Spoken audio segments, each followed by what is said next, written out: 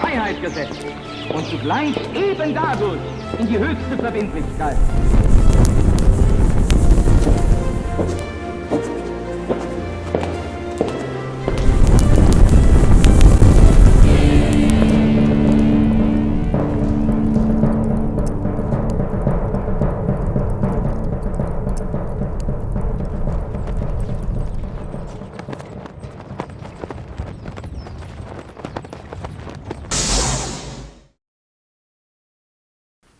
Muy bien, buenas tardes Pablo, qué alegría. ¿Qué haces, Lucas? Segundo programa de la Brújula 2020 en esta nueva etapa, en esta nueva temporada del programa. Muy contento con las repercusiones de nuestra primera intervención, ¿no? Así es, de la primera presentación. La verdad que es muy gratificante ver los comentarios del público, que han sido todos elogiosos, auspiciosos. Esperemos merecer los elogios, pero...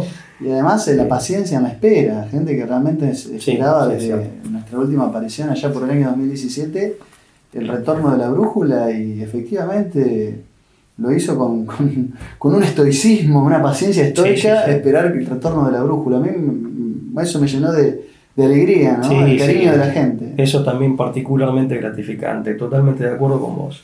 Pablo, Máxime, perdóname, que encima estrenando un canal de YouTube propio.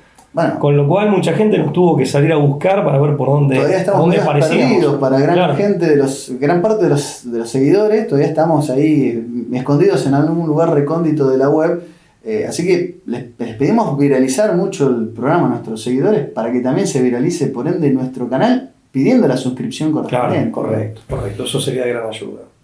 Pablo, compartiendo estas charlas nuevamente con la gente en estas tardes rosarinas, se me ocurrió, en realidad vos ya me venías persiguiendo con este tema porque es un tema muy importante, al que no le podemos esquivar, que tiene que ver con varios, son los autores y varias son las fuentes, pero hay un libro que es clave, que es de este economista, profesor emérito de Economía de la Universidad de Toulouse, François Morin. Así es. Que se llama La Hidra Mundial.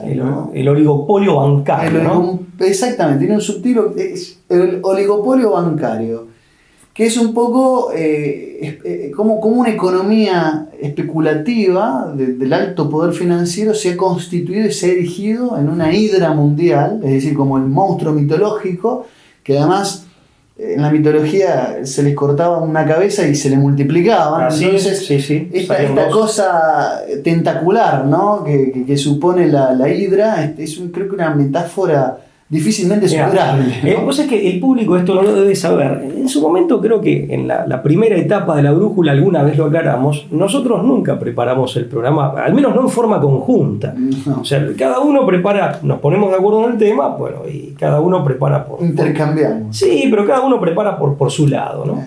Y esto que vos estás comentando, es que coincide con algunas reflexiones que yo hacía en mi despacho, en mi escritorio, cuando estaba preparando esta nueva emisión de la brújula, porque la hidra, la hidra de Lerna, que es una figura de la mitología griega, era un monstruo marítimo, es un monstruo marítimo con perfiles o con rasgos auténticamente demoníacos.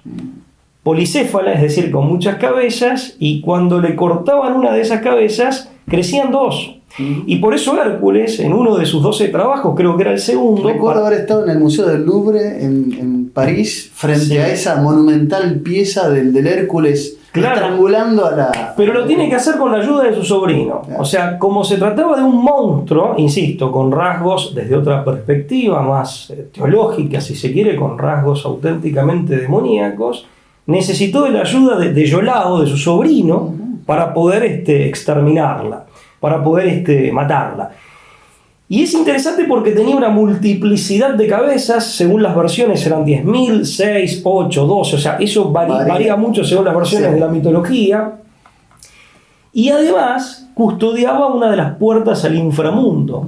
En el lago de Lerna, debajo, en el lecho, había una puerta al inframundo, y precisamente la función de este monstruo marítimo, como el Leviatán, que está tomado de la tradición de Medio Oriente, también es un demonio y es un monstruo marítimo, tiene la forma de un monstruo marítimo, una curiosa similitud. esta hidra, en definitiva, custodiaba esa entrada al infierno. Como Cerbero, el perro de tres cabezas, el mítico perro de tres cabezas, que en el fondo del río Estigio, donde empezaba el Hades, también custodiaba esa entrada al inframundo, ¿no? Totalmente. Sí, tiene esa característica. Y no creo que haya sido casual que un hombre como François Morén, que es profesor emérito, es un hombre de 80 y pico de años, tengo entendido, profesor emérito de la Universidad de Toulouse, además un ex director, un ex miembro de la Junta Directiva del Banco de Francia. No creo que sea casual que él haya titulado su libro y haya apelado a esta alegoría, esta figura alegórica que es tan significativa. Se trata de un auténtico monstruo, ¿no? O sea, que tiene multiplicidad de cabezas, pero en definitiva es una única corporación, una única entidad en el fondo, ¿no? Me gustaría hacerte una pequeña intro, porque parece también que hay gente que necesita hacer un poco de historia para poder dimensionar por qué le llamamos o le podríamos llamar monstruo a esta hidra financiera.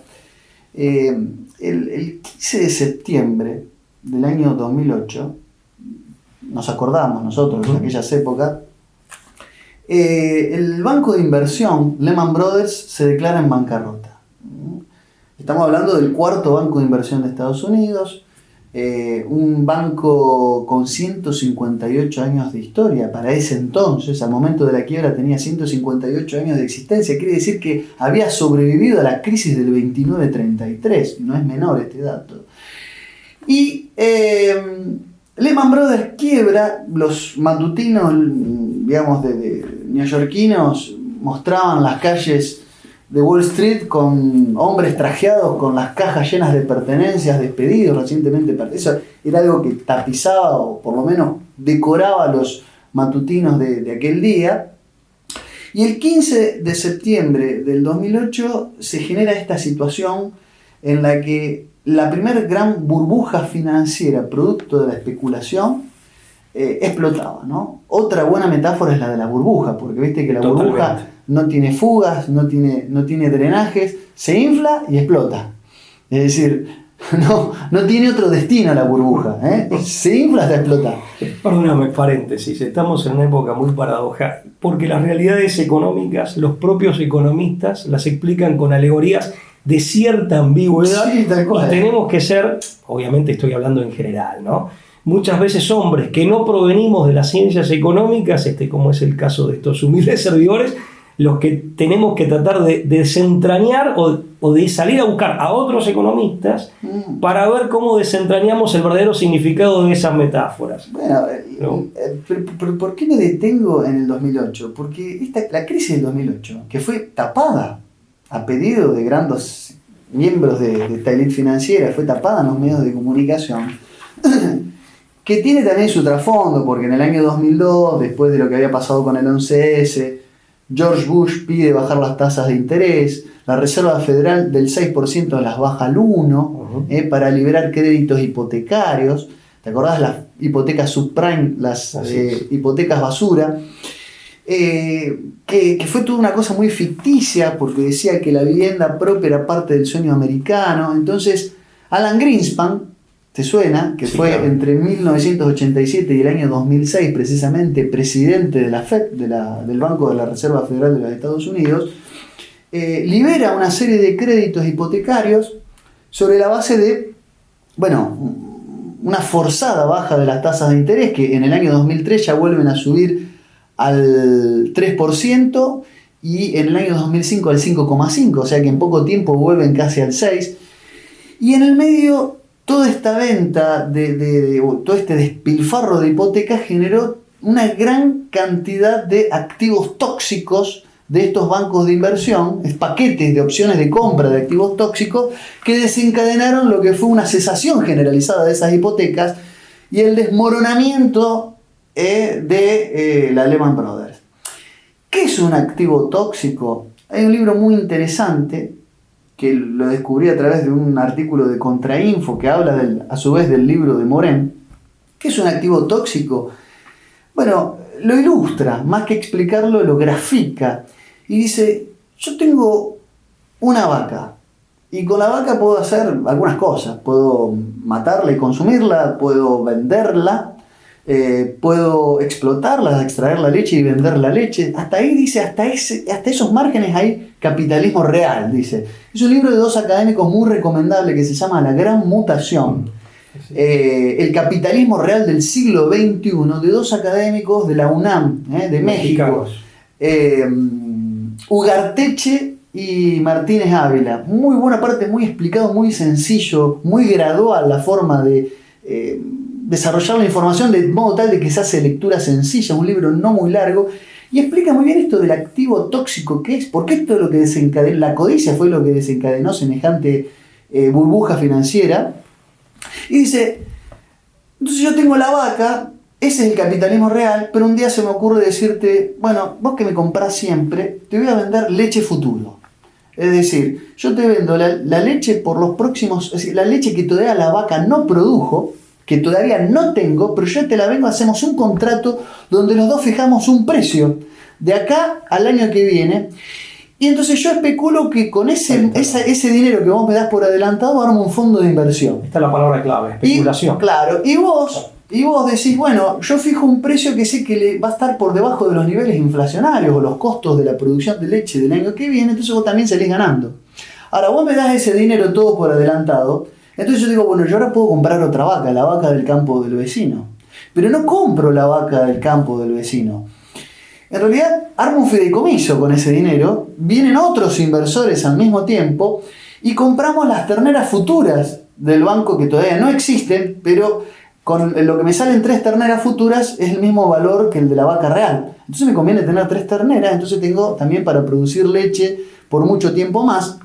Pero como yo tengo títulos por esas terneras que todavía no han nacido, o sea, tengo títulos al portador. Sí, ahí está el título, perdóname, sí. El título abstracto, que es una de las principales características de esta manera de razonar la economía, que es un título que no es representativo de riqueza real.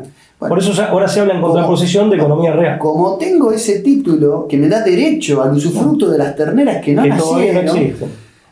Viene una empresa aseguradora que me asegura esos títulos por cualquier cosa que pase, que a su vez esa aseguradora no es otra cosa que una firma constituida con otro fondo de inversión de varias personas que tienen liquidez y dinero para invertir en algo. Resulta que al día siguiente la vaca mía se enferma y se muere. Entonces, con lo cual todas esas conjeturas y proyecciones... Todo lo que te acabo de decir, obviamente en términos sencillos para que junto al público podamos más o menos dimensionar, todos esos derivados se desmoronan. Es decir, esas empresas que se fueron armando, esas sociedades, cotizaban en bolsa ayer. Acá están también las agencias de pronosticadoras de riesgo, que ninguna se le ocurrió decir una semana antes que Lehman Brothers iba a colapsar. Lehman Brothers cae y le representa un costo de $22 billones al gobierno de Estados Unidos, por eso había que apuntalarlo sí o sí. Digo, la caída de Lehman Brothers, de este actor internacional, genera una figura, y esto es lo importante, y yo sé por qué te lo digo, porque sé que vos debes haber traído mucha información al respecto, la figura de las entidades bancarias conocidas como too big to fail. Es decir, Lehman Brothers no podía caer. Sí, demasiado grandes para caer. ¿Y cuál es el problema cuando tenés una entidad que es demasiado grande para caer? Sos rehén de ella, de su suerte. No solamente sos rehén de su suerte, sino que el que está a cargo de esta entidad no toma decisiones con el riesgo de poder fundirse. Toma las decisiones sabiendo que va a ser siempre apuntalada, porque pone en riesgo toda la economía, en el caso de Lehman Brothers, primero de Estados Unidos y después de las grandes potencias económicas de ese entonces. Te doy un dato concreto. ¿Qué dice François Morel? Y con esto te cierro. Que actualmente en esa situación de entidades financieras demasiado grandes para caer, hay 28 grandes corporaciones que están en esa situación y que controlan el 90% de los activos financieros mundiales. A las que se refiere justamente como Hidra Mundial. Y fíjate que acá aparece una vez más la pertinencia de la figura alegórica, porque la Hidra, además de devorar, yo creo que esto se devora la economía real, la así llamada economía real y la vida de pueblos enteros. Además, la Hidra lo que hacía era intoxicar la atmósfera, tenía un aliento venenoso, con lo cual esto intoxica todo, intoxica incluso hasta la cultura. Respecto de los derivados, de esos 28, Morén dice que 14 en particular producen estos productos tóxicos, estos derivados, que son la expresión más genuina de la especulación financiera. Estos 14 de los 28, es decir, la mitad, producen derivados por 710.000 millones de dólares. 710.000 millones de dólares. De acuerdo con la nomenclatura estadounidense, que serían 710 billones. Buena aclaración. Billions para los estadounidenses. Norteamericanos es 1.000 millones. Lo que sería un miliardo. El miliardo en castellano. 1.000 millones. Que es no un idioma, millón de millones. Es un idioma más específico que el inglés. Trillion en inglés sería el billón de millones, el billón nuestro.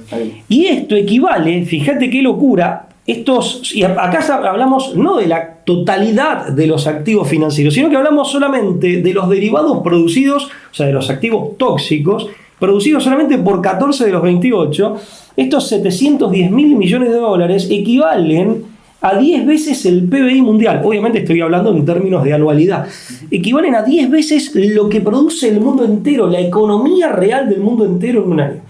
Y esto te demuestra el grado de abstracción y de, si se quiere, de desvinculación respecto de la riqueza real, que es el auténtico métier de la economía, que ha logrado este fenómeno. Y que ha crecido como una suerte de cáncer exponencialmente. Por eso el tema es de una gravedad enorme. Vos dijiste el tema de los too big to fall, y es cierto, los primeros bancos sistémicos que forman parte de estos 28 aparecen en el 95, según Moren. Sistémicos a nivel global. Había sistémicos antes de la globalización, pero en contextos de un determinado mercado financiero y bancario, de un determinado sistema bancario y mercado financiero, pero acotado a una región, a un país, a un continente, a lo sumo. Pero a nivel global, estos que logran esa envergadura tan colosal, que se vuelven too big to fall, aparecen a partir de mediados de la década del 90, producto de las liberalizaciones de esa década, de las cuales fue parte de los Estados Unidos el gobierno de Clinton. Vos citabas después el de Bush, pero esto es, a veces cuesta tomar dimensión de la envergadura, tomar auténtica dimensión de la envergadura que tiene el problema. Mira, un libro muy recomendable que también circunda sobre esta temática, de Adrián Salvucci, Colonialismo Financiero Mundial, Vampiros y Buitres. Es un libro revelador. Sí, es un libro refiriéndose al colapso de septiembre del 2008, es decir, que fue como el primer aviso que nos da este sistema de derivados, este mercado de derivados y demás. Dice lo siguiente, acá me separé en la página 191 de este libro, dice: esta aparición y crecimiento del mercado de los derivados fue tan vertiginoso que el mismo ni siquiera existía 20 años antes del crack de septiembre del 2008. Sin embargo, para el año 2002 había llegado a una cifra global estimada en 104 billones de dólares y para el 2008 su volumen global se había quintuplicado hasta llegar a los 531 billones de dólares. Para poder siquiera, dice Salvucci, abordar lo que significa esta enorme cifra de crecimiento exponencial, comparémosla con los datos de la economía real de septiembre de 2008, cuando se produjo aquel crack financiero. Monto estimado del mercado global de derivados, 531 billones de dólares. Riqueza total mundial estimada, 200 billones, menos de la mitad. Sumatoria del PBI de todos los países del mundo, 55 billones apenas, o sea, estamos hablando de un 10%. Sí. El PBI de Estados Unidos era apenas de 14 billones. Lo que hace Salvucci es mostrar en números ese mercado de derivados, si se quiere, y la economía real cuantificada en miliardos o en billones de dólares, y están obviamente apenas por debajo de la mitad lo que componen aquellos millones de dólares que componen la economía real. El problema, creo, conceptualmente, el problema es decir, el parásito ya se había largamente comido a la economía real. A la economía real que estaba participando. De la cual debiera actuar como sangre y no como parásito. Hay un libro muy bueno, entre paréntesis, de un economista norteamericano, Hudson. Claro, es el subtítulo del libro. Vampiros y buitres. Hay un autor norteamericano, un economista, Hudson, que escribió un libro brillante también. Lamentablemente no está en castellano, hay traducciones fragmentarias. Se llama Killing the Host, que es, matando al huésped.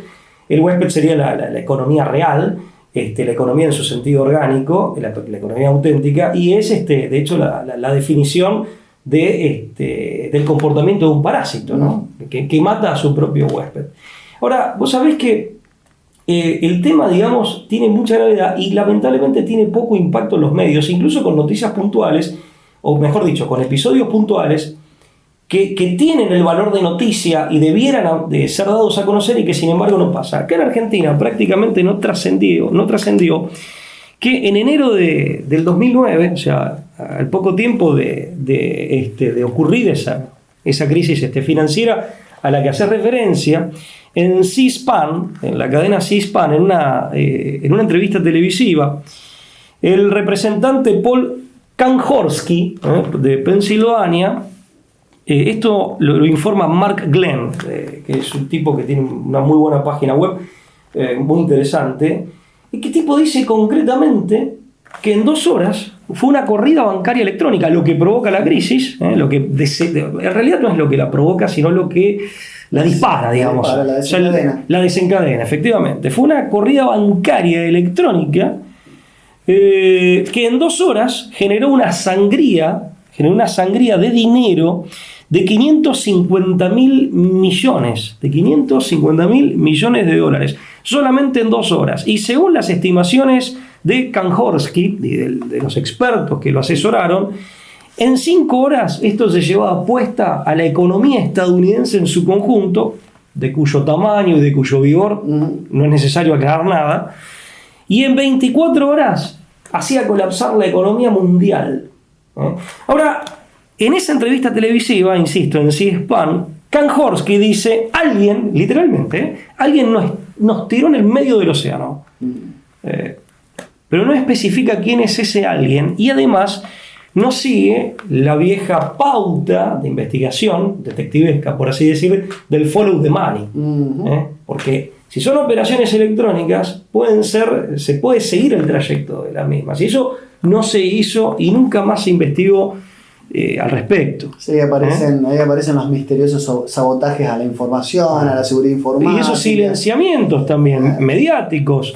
Porque ese alguien que tiró o que amenazó con tirar primero al sistema bancario, al mercado financiero y finalmente a la postre, a la economía norteamericana y finalmente ahora sí global, ese alguien esos alguien podrían ser detectados. Es muy interesante eso porque nunca más salió nada al respecto, ¿no? O sea, yo había tomado apuntecitos acerca de este libro de Moren, porque acá se suscita una situación compleja. Tenemos de pronto entidades demasiado grandes para caer porque se llevan puesta toda una economía. Entonces, claro, los tomadores de decisiones de estas entidades no juegan con las mismas reglas de juego, dice Moren, que los de una entidad que puede fracasar, que sí se puede caer. Es decir, las reglas de la economía mundial ya no son la que se deriva de los riesgos, de los costos de inversión, de los costos de oportunidad, de la osadía de aquellos tomadores de decisiones de las empresas, sino que hay entidades que ya no tienen miedo a especular porque no pueden caerse. Porque las van a rescatar. Porque las van a salir a rescatar y van a ser debidamente apuntaladas porque de ella depende una compleja trama, y ahí viene la hidra, una compleja trama de relaciones económicas que tienen que sí o sí ser sostenidas. Sí, o que hacen a la base de la economía mundial. Perdóname, eso sí lo reconoció de manera un tanto más sutil Kanhorsky, porque en esa entrevista televisiva una televidente lo llama y le echa en cara de por qué la Fed y el gobierno de los Estados Unidos salieron a respaldar a los bancos. Los 28 bancos de la hidra mundial, que a su vez, haciendo un exhaustivo análisis de sus paquetes accionarios, se dice que esos 28 bancos a su vez corresponden a 9 megacorporaciones. O sea, si hurgamos todavía más fino, en realidad serían 9 las grandes corporaciones que tienen estos holdings bancarios. Yo después te voy a dar un detalle. Hay investigaciones que en efecto reducen a 9, otras a 7, y después esos 9 o 7, porque según los informes varía el número. O sea, 9 muchachos podrían decidir sobre la economía mundial. Esos 7 megabancos que en definitiva están en la base o son los principales del grupo de 28 están controlados por un núcleo de 4 que a su vez responden, o mejor dicho, están en manos a través de sus paquetes accionarios mayoritarios y de las mayorías en sus juntas directivas, están en manos o pueden ser asociados con a lo sumo 12 familias. Pero no te quiero interrumpir, me reservo para después, hay 2 o 3 informes que quiero citar al Podemos respecto. seguir hablando de si cuántas son las entidades o personas que realmente controlan todo. Y una de estas familias es precisamente la dueña, la fundadora, y en el fondo dueña o controlante de ese banco que cayó en el 2008. Los 28 bancos detentan recursos superiores a la deuda pública de 200 estados. La ONU tiene registrados 193 países, estamos hablando de todos los países del mundo, ¿no? En un contexto de sobreendeudamiento de los países, además. Exactamente. Los activos de estas holdings bancarios, de estos 28 bancos, es de 50.341 billones de dólares. Y la deuda pública mundial asciende a 48.957 billones de dólares, ¿sí? Hay cientos de bancos en el mundo, pero estas 28 entidades concentran el 90% de los activos financieros. Es para quedarse sin aliento. Si uno se pone a pensar. Es muy fuerte. Pablo, hacemos un pequeño corte. De paso, seguimos degustando esta copa de tinto. Así es. Y seguimos con este tema que da mucho para hablar. Así es.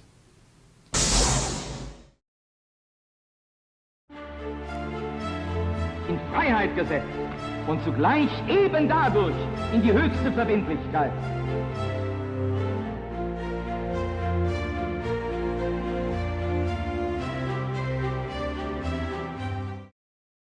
So will es die ewige Stunde, so will es der Geist.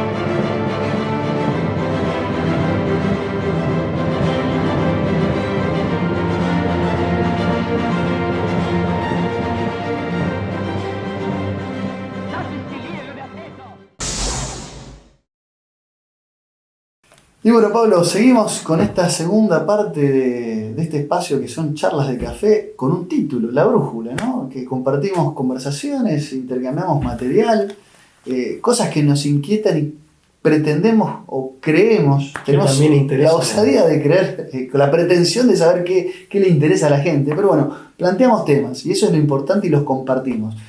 Para eso es necesario la suscripción. Esta es una vuelta de página, estamos haciendo el programa desde Rosario, para el mundo entero, por lo menos para el mundo de la hispana, y es importante contar con YouTube propio. Por eso es necesario para nosotros contar con suscriptores y también el apoyo económico, ¿no? Las donaciones. Ahí acabamos de mostrar un CBU para que puedan ayudarnos a permanecer y para eso, porque esto se hace con esfuerzo. Sí, siempre siempre lo hemos razonado así, seguimos razonándolo así, pero en el primer programa lo decíamos, la brújula es hija de nuestro propio esfuerzo, ¿no? No solo en lo intelectual, no solo en cuanto al tiempo para disponer, para hacerla, cosa que hacemos con muchísimo cariño, pero también económicamente, ¿no? Con lo cual cualquier colaboración que buenamente se nos quiera prestar la vamos a recibir, vamos a darle la bienvenida, la vamos a recibir con mucho agrado.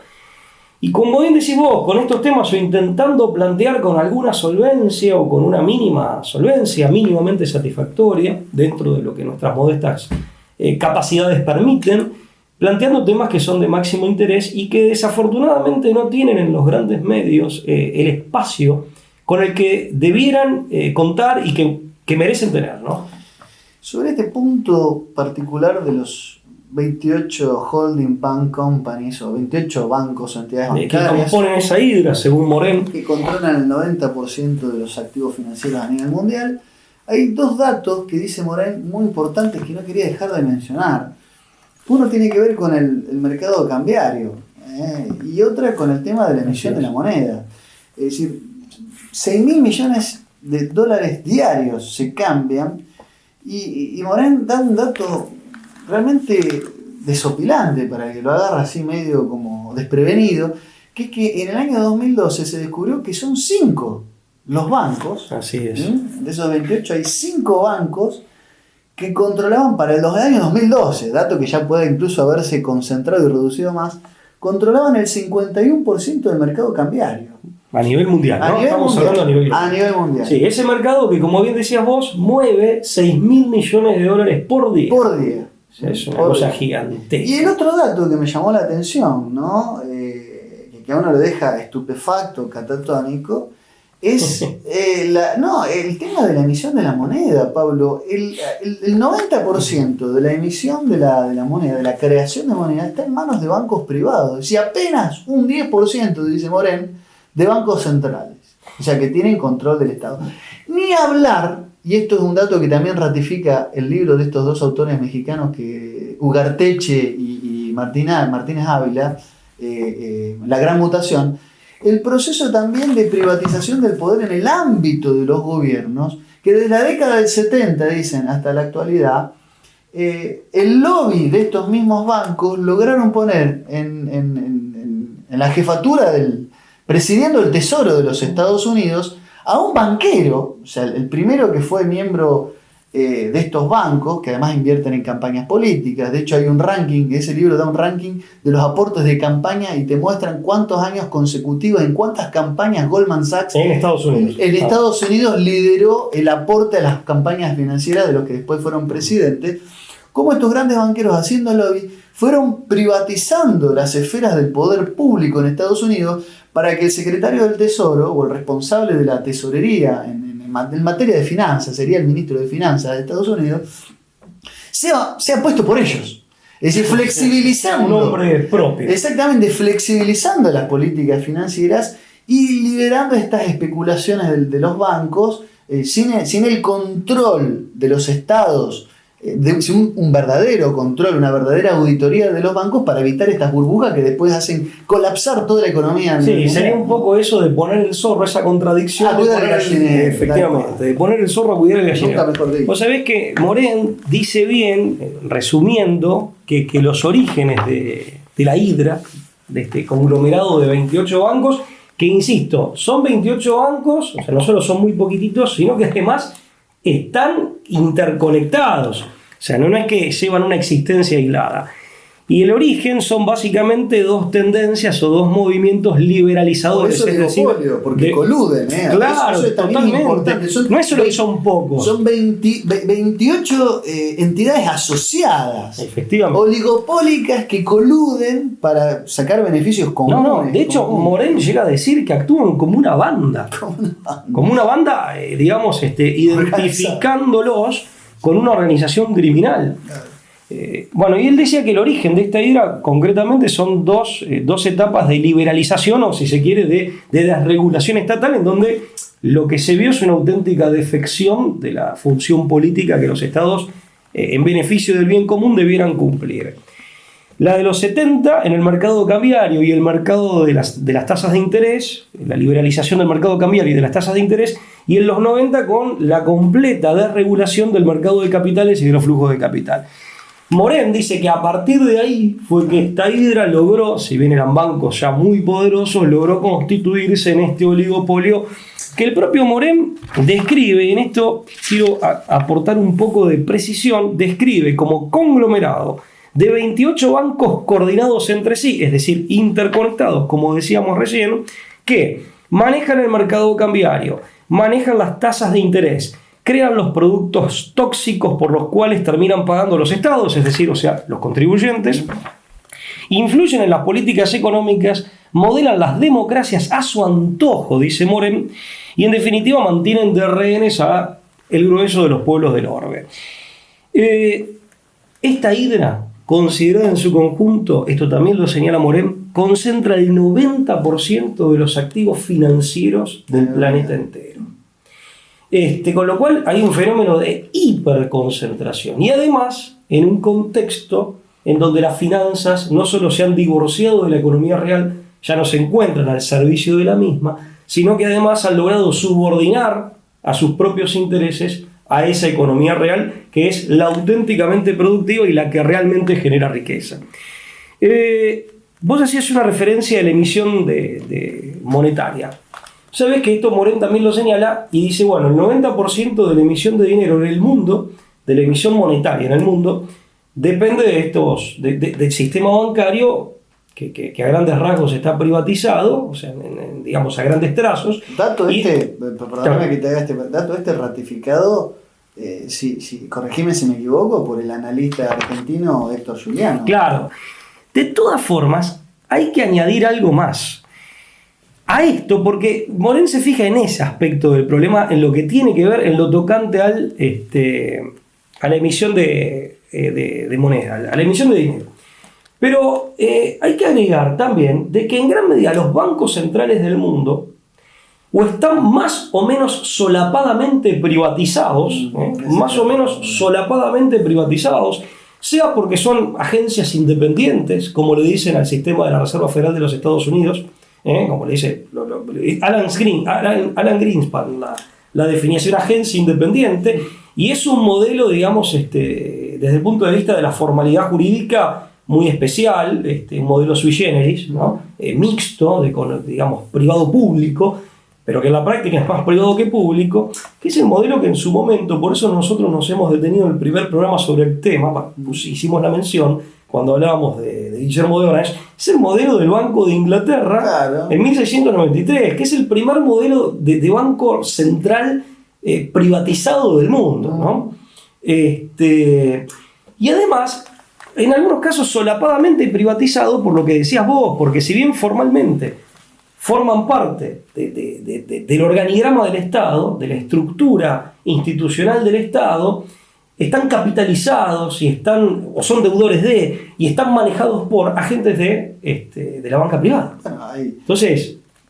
Bueno, hay documentales sobre la Reserva Federal que dicen que lo único que tiene de público es la fachada, es un edificio histórico que parece estatal, está a 50 metros del Lincoln Memorial, en una avenida, ¿viste?, donde están todos oficinas públicas y edificios públicos, pero que de público en realidad tiene poco y nada, ¿no? Claro, en el caso de los Estados Unidos, incluso formalmente, porque formalmente es mixto. Ahora, la capitalización ante todo es privada, y los representantes del board, o sea, los agentes del board, muchos son representantes de estos grandes bancos, ¿no? Que después lo voy a especificar en el caso del sistema de la Reserva Federal.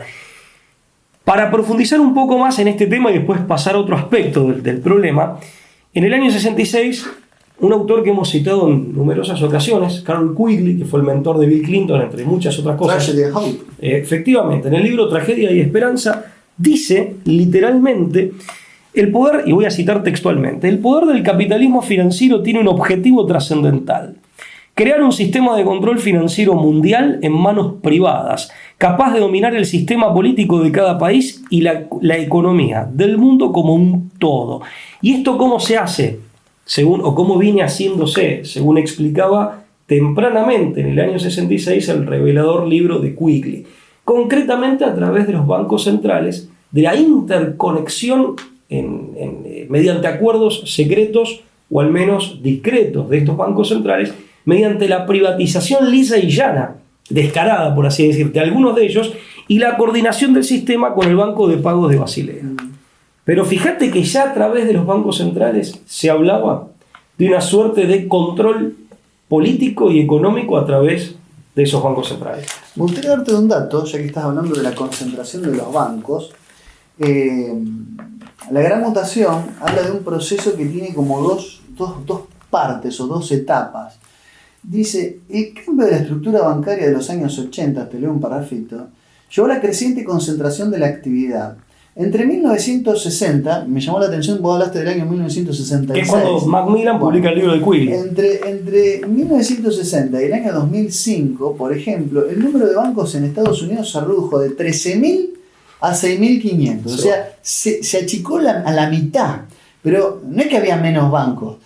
Se fusionaron y digamos, esta vorágine tentacular se lo fueron comiendo, digamos, a los bancos. Y se fueron siendo las corporaciones menos heterogéneas y más concentradas, lo que hablamos de un nivel superior de concentración. Y dice, y entre 2005 y 2012, la reducción adicional, esta es la segunda fase, se ha dado porque esas megacorporaciones terminaron haciendo fundir a los otros bancos más pequeños. Es decir, 457 entidades bancarias medianas y pequeñas terminaron en la quiebra. Es decir, esa concentración se dio en dos etapas. Claro. Una, la fusión de entidades bancarias, y después a esa competencia cada vez más menor, desplazarla hasta, por una parte, absorberla, y por otra parte, hacerla, digamos, que quiebre un banco significa que va a venir otra entidad y te va a terminar comprando las acciones que están... Sí. Es decir, desplazándolo del lugar que ocupaba en el mercado. De hecho, digamos, con la intención de que quiebren para poder capitalizar ese lugar del mercado, ese nicho del mercado. Digo, me llamó la atención y... Sí, rememorando otro libro del mismo analista que hemos citado, de Adrián Salucci, en El cerebro del mundo, él cuenta, cuando habla de la creación del sistema de la Reserva Federal, al estilo del modelo británico, esto fue en 1913, él cuenta de una maniobra similar que eliminó a la banca cooperativa del interior de los Estados Unidos, que era una banca directamente vinculada con la incipiente industria de algunos estados del interior y con el sector agrícola. O sea, eran bancos que se habían capitalizado con la renta de la economía real de esos sectores del interior de los Estados Unidos. También una maniobra de colusión, como muy bien hablaste vos, muy similar.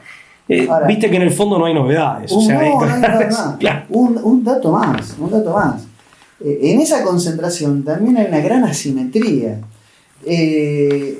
Según información de lo que sería la National Information Center, el Centro Nacional de Información, de los 50 Bank Holding Companies al 30 de junio del 2012, los 10 mayores representan el 73,8% de los activos totales de los primeros 50. Es decir, los primeros 50 tomados, los 10 primeros representan el 73,8% de los activos financieros. Son 34 veces más grandes que los 10 bancos menores del medio centenar señalado. O sea, entre ellos también hay muchas asimetrías, ¿no? Están en ese ranking de los primeros 50, pero los primeros 10 son el 73% de todo eso.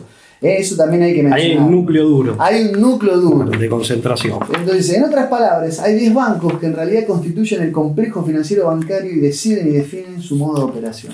Digo, es un proceso que da para pensar, varias cosas. No te quiero sacar data dura y precisa. Por Dios, aparte van todos los datos en el mismo sentido. Eso es pero no puedo lo que asusta. No puedo dejar de pensar en la encíclica Quadragésimo Anno, ¿no? Totalmente. Cuando Pío XI se anticipaba más de un siglo. ¿Cuándo se anticipó? Hablar del imperialismo internacional. 1931, porque son los 40 años de la Rerum Novarum de León XIII. Claro. Que fue publicada en 1891.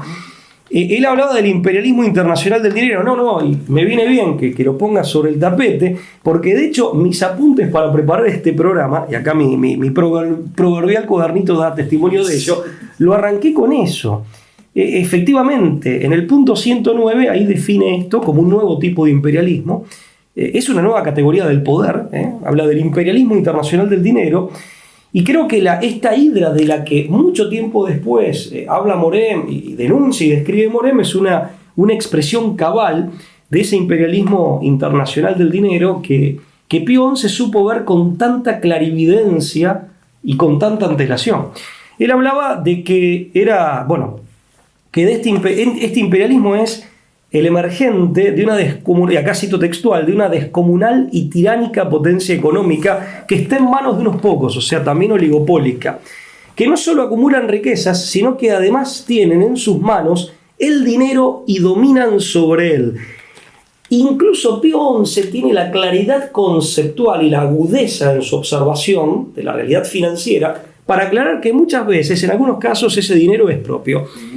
En muchos casos es un dinero del que se han apropiado porque dominan sobre él cuando en rigor de verdad son meros custodios y administradores. Clara referencia al sistema bancario. Claro. Se apoderan de las finanzas, estoy siendo prácticamente textual, se apoderan de las finanzas y señorean sobre el crédito. Así administran la sangre de la economía, tienen el alma de la misma en sus manos, al punto tal, culmina Pío XI, esto es en el punto 106, que nadie puede ni aún respirar contra su voluntad. el Papa de feliz memoria, al menos si de esta encíclica se trata, habla de dictadura económica y hace una denuncia que nosotros hemos hecho, por supuesto, con mucha más modestia y tardíamente, de la autodestrucción de la libre concurrencia.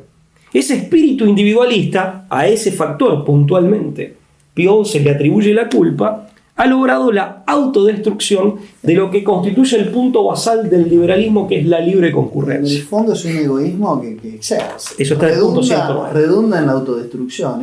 Ya estamos en revete teológico filosófico. Con una, lógicamente, y con un mercado dinamizado con pautas que permiten darle rienda suelta a este tipo de actitudes. Que en el fondo es el egoísmo, si vamos a un plano ético y más profundo, antropológico y teológico, como bien decías vos, ¿no? Me gustaría recomendarte una película que no hace referencia al sistema bancario o al sistema financiero internacional, pero sí el tema que podría ser un capítulo anexo a toda esta temática, que tiene que ver con el modus operandi de las compañías que crean, obviamente con artilugios y baches y oasis legales, ¿no? Las famosas empresas fantasmas, ¿no? Me estoy refiriendo a una película que habla de los Panama Papers, que se llama La Lavandería. Bueno, qué nombre tan elocuente. Con Meryl Streep, los actores son Meryl Streep, Antonio Banderas y Gary Oldman. No la conocía. Pero que te muestra cómo fue, ¿no? Digamos, cómo Mossack Fonseca, ¿no? Que fue el escándalo del año 2015, con el famoso y tristemente célebre Panama Papers, que no solamente Panamá, eran muchísimos paraísos financieros y muchos otros lugares donde se crean a sola firma empresas fantasmas. Facilitan todo este sistema parasitario, de lo que son acciones basura en general, las acciones basura, el sistema de acciones basura, pero lo hace con una sutileza y con una denuncia muy bien graficada, porque a veces uno va con datos y demás y no calan tan profundo en el común de la gente como alguien que te muestra, ¿no? Como supuestas compañías aseguradoras transnacionales o internacionales tenían como sede una oficinita de correo más chiquita que este lugar. Sí, una garita. Y eso está muy, muy bien graficado, te la recomiendo, digo. No, te agradezco. Para compartir también con los seguidores, es una muy buena película, está bien hecha. Sí, a veces eso de que una imagen vale más que 1000 palabras y que a veces que toda una serie de sumas de sumas y de montos, por supuesto, porque facilita la comprensión de un fenómeno que tiene su complejidad. Sí, porque aparte cómo sirve para licuar, ¿no? Para licuar empresas, para licuar fondos, para desmantelar y para estafar. En el fondo son instituciones deliberadamente creadas para estafar gente inocente, gente común. Es increíble. Sí, la película, solo te digo esto, empieza con una mujer que quiere simplemente cobrar el seguro de vida de su marido fallecido. Y no puede. No existe más la aseguradora. Claro, desapareció todo, sí.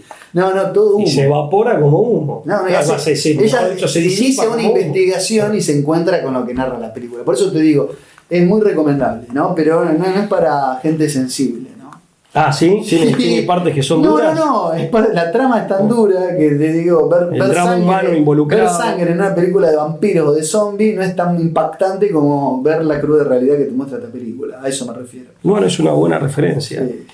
Vos sabés que, Lucas, otra señalización que hace Morin, que creo que es importante, él dice que esta hidra es la responsable de ese contexto de sobreendeudamiento de los estados al que hacíamos referencia antes, y por esto mismo y otras explicaciones complementarias que él propina, las políticas que muchas veces exige el Fondo Monetario Internacional, o que exigen los acreedores de los estados, los acreedores privados de los estados, esas políticas de reducción presupuestaria, más allá de que pueden ser muy sensatas en algún caso, en otros no, pero más allá de eso, según Morin, no sirven, o por lo menos no son suficientes. Porque hay un contexto en el cual esta hidra, o las organizaciones que forman parte de la misma, justamente empujan a los estados a una situación de sobreendeudamiento. Y a eso hay que agregarle otra observación que muy lúcidamente en todas sus conferencias hace Giuliano. Son los artífices del sistema de deuda. Ese sistema de deuda que tiende a su propia perpetuidad, muy bien lo has dicho, termina siendo el principal responsable del déficit presupuestario. Claro. Y aparte, Lucas, la mayor parte de los analistas que uno ve en televisión, que van desfilando por los estudios televisivos, ponen el problema del endeudamiento público después del déficit presupuestario, como del déficit fiscal. O sea, el problema es como una consecuencia. El Estado despilfarrador, digamos, el Estado derrochador. Que esa es otra temática, es otra cuestión que en todo caso y en otro programa podríamos abordarla, ¿no? Porque amerita su propio análisis y habrá que ver cada caso puntual. Pero lo cierto es que con estas políticas de sobreendeudamiento, que supuestamente este sobreendeudamiento es para paliar el déficit, lo que se ha terminado generando, ojo, en un montón de países es un mayor endeudamiento, con lo cual el problema de la deuda pasa a ser causa de ese mismo déficit que se pretende combatir. Y te repito, esta es una situación que aqueja a muchísimos países, te diría que a la mayor parte de los países del mundo, desde luego, con distinta envergadura y distintas tonalidades, ¿no? Giuliano, que yo recuerdo, el único analista que habla del orden en que el Estado se financia.